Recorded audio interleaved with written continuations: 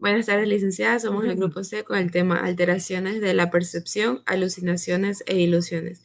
Nuestro grupo está conformado por Barreiro Anaela, quien les habla Gracie Guerrero, Denis Rodríguez, Neider Osorio y Daniela Mendoza. A continuación les voy a explicar un poco sobre qué son las alucinaciones. Las alucinaciones es un trastorno de la percepción en el que la persona ve, oye y siente cosas que no existen en la realidad. Estas experiencias parecen muy reales para quien las vive, cuando no hay un estímulo en el exterior. Suele presentarse en trastornos como esquizofrenia, bipolaridad, depresión grave, también cuando hay mucha falta de sueño, consumo de sustancias e incluso ingerir excesivamente medicamentos. Tenemos que tener en cuenta que las alucinaciones es cuando no hay un estímulo, es algo que el paciente crea voces en su mente. A continuación les voy a explicar un poco sobre qué son las ilusiones. A diferencia de las alucinaciones, las ilusiones ocurren cuando existe un estímulo real, pero la persona lo interpreta de una forma equivocada. Puede deberse a la falta de atención, emociones intensas, ansiedad o cansancio. Son frecuentes cuando la persona sana en estados de confusión o trastornos. Tenemos que tener en cuenta que a diferencia de las alucinaciones, las ilusiones sí se da cuando hay un estímulo irreal, solo que es mal interpretado. La ilusión se puede confundir, por ejemplo, cuando hay una sombra de un objeto y a veces la persona lo suelen confundir con una persona.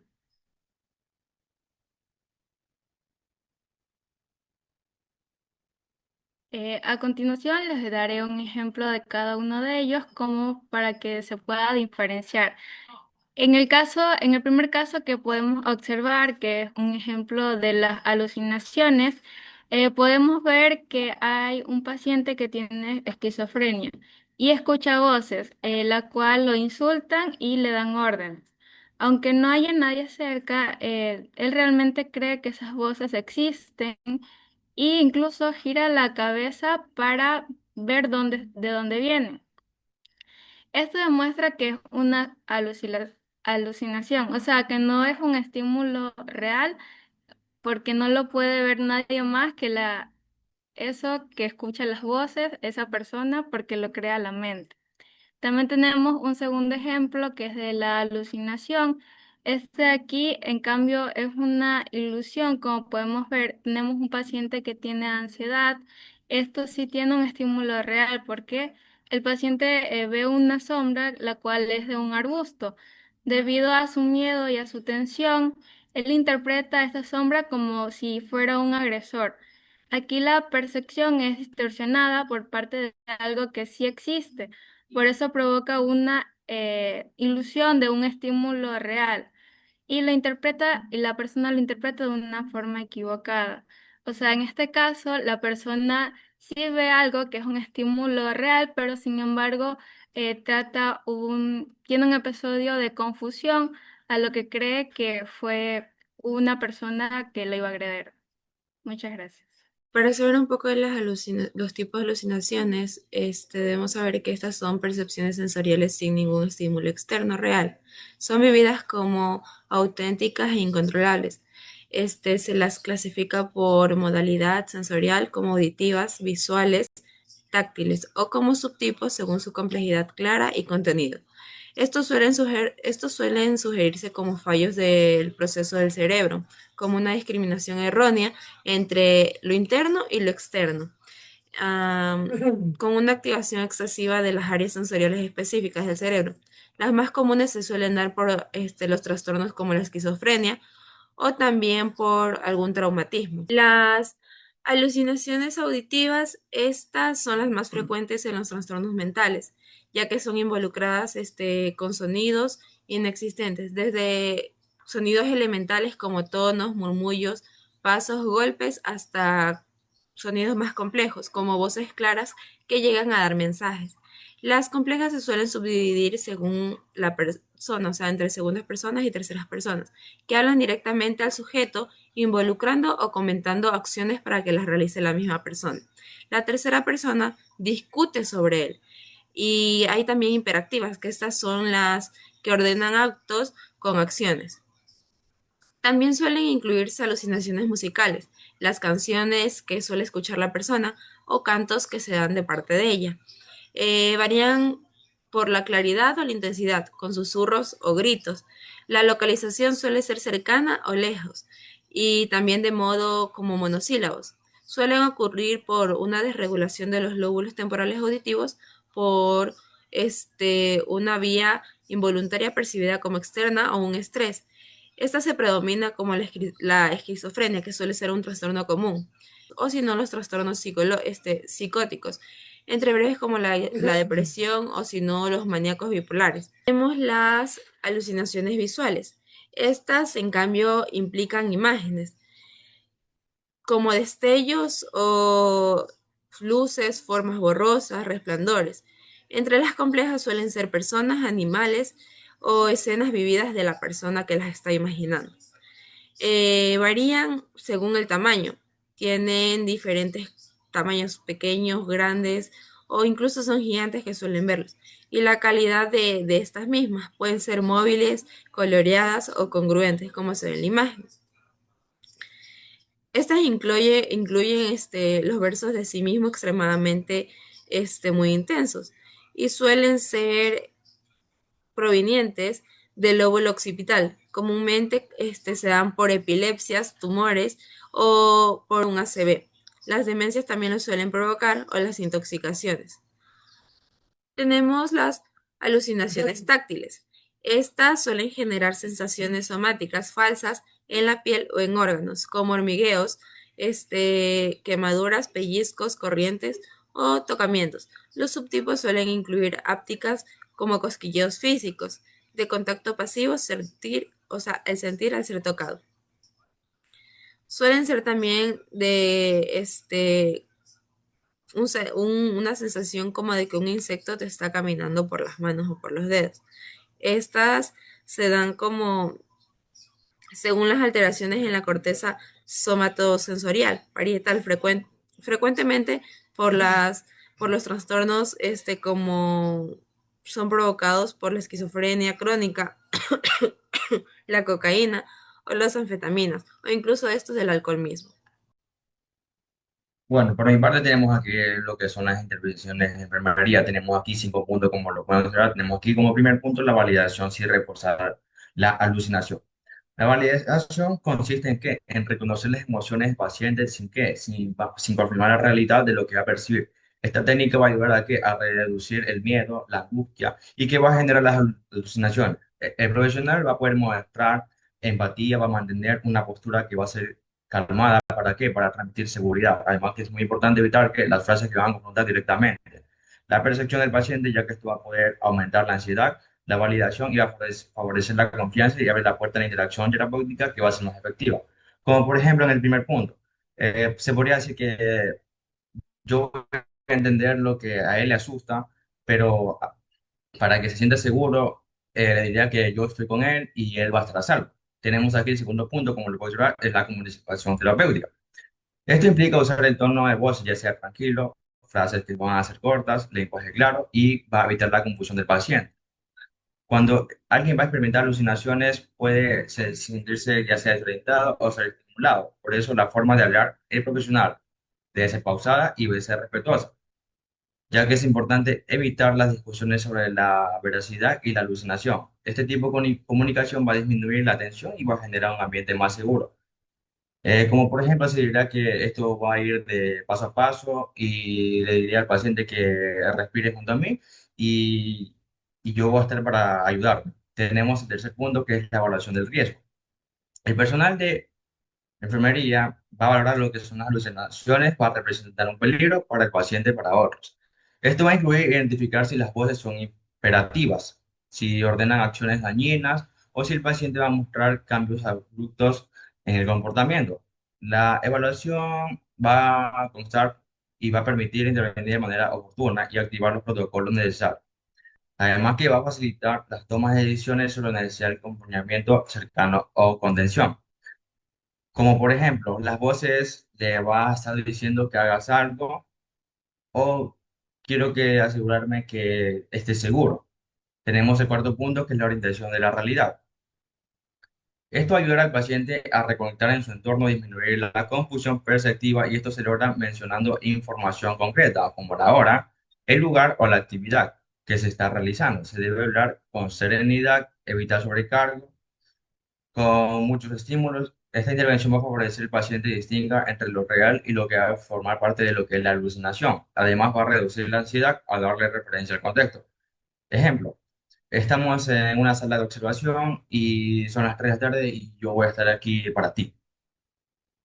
Tenemos el último, el quinto punto, que es la contención verbal y emocional. La contención verbal va a buscar disminuir la angustia del paciente mediante ¿qué? El acompañamiento y la comunicación calmada, sin recurrir inmediatamente a la contención física, que va a incluir explicar cada acción que se va a realizar manteniendo cerca cuando el paciente esté agitado y ofrecer seguridad. Con palabras, la contención emocional va a ayudar a que a estabilizar la situación y a evitar la crisis escale.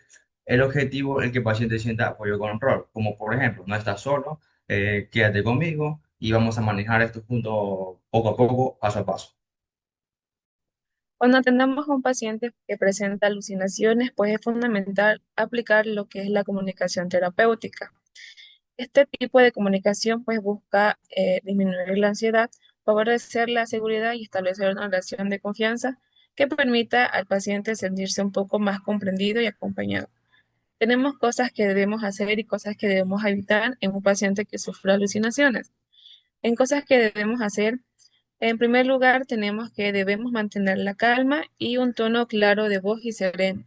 Esto para que el paciente perciba una estabilidad emocional y así reducir el riesgo de que su ansiedad aumente. También validar las emociones del paciente sin reforzar la alucinación. Es decir, que podemos reconocer que el paciente está angustiado, preocupado, pero sin confirmar de lo que el paciente está percibiendo. Esto para que pueda evitar malas interpretaciones. También debemos procurar aclarar suavemente los temas las dudas que tenga nuestro paciente y asegurar un ambiente seguro para él.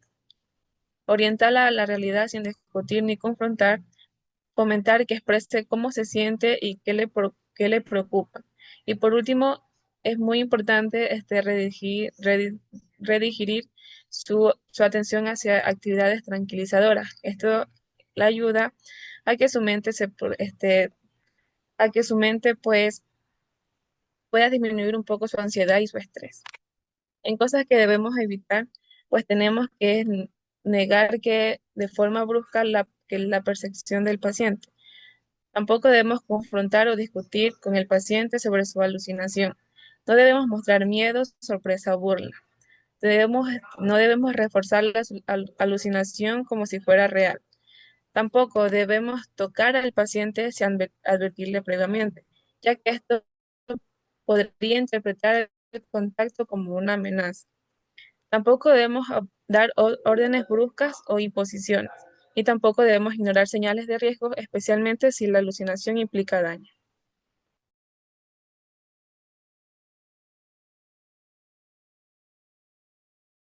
Caso clínico, alteraciones de la percepción. La licenciada en Enfermería en formación ingresa a la unidad psiquiátrica para realizar el cambio de turno.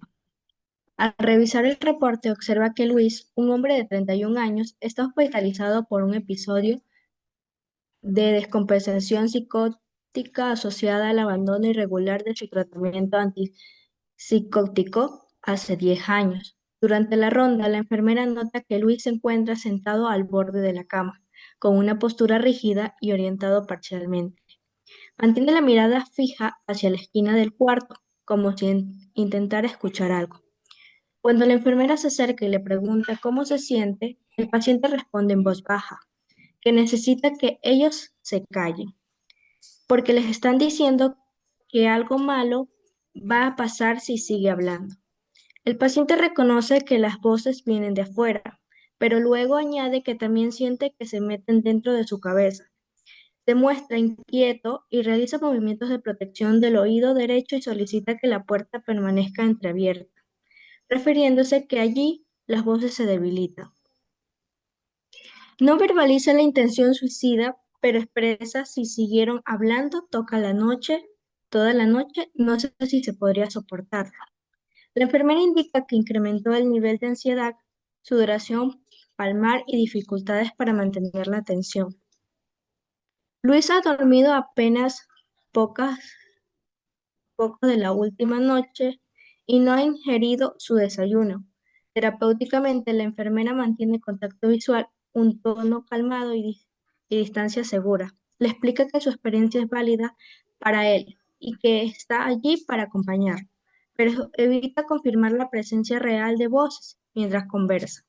Evalúa riesgo, monitorea su conducta y propone acompañarlo a un espacio tranquilo para disminuir estímulos auditivos. El paciente accede, aunque pide que permanezca cerca, por si las voces regresan con fuerza.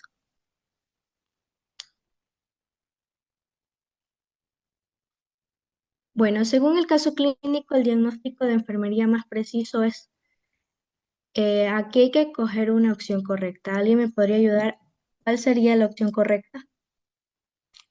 Por ejemplo, la alternativa A dice riesgo de violencia hacia otras relacionado con ideas delirantes persecutorias. B, alteraciones en su perspectiva relacionada con descomposición psicótica manifestado por la presencia de voces amenazantes y ansiedad elevada. C, trastorno del pensamiento relacionado con fuga de ideas manifestados por dificultad para mantener conversaciones. D, déficit de un autocuidado relacionado con la apatía manifestado por rechazo a la ingesta y el descanso. La ve por lo que dice que escuchaba voces y eso como que le alteraba su percepción y todo.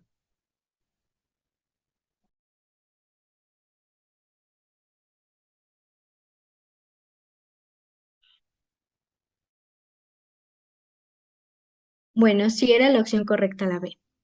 Bueno, la justificación es que en el caso muestra un patrón perceptivo alterado, evidenciado por percepción de voces amenazantes que estábamos hablando relacionado al caso, ya que la descripción se meten en su cabeza que genera una ansiedad creciente y conductas de protección auditiva, aunque existen elementos que podrían confundirse con riesgo de violencia o déficit de autocuidado.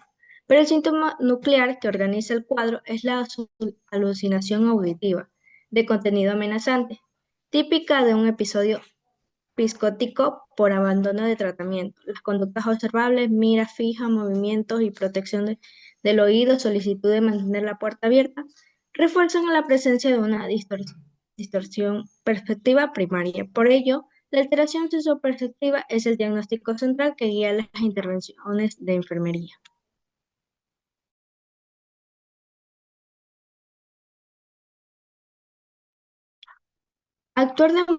La forma de actuar de una enfermera sería abordar y se focaliza en disminuir la ansiedad, preservar la seguridad y validar la experiencia sin reforzar la percepción falsa.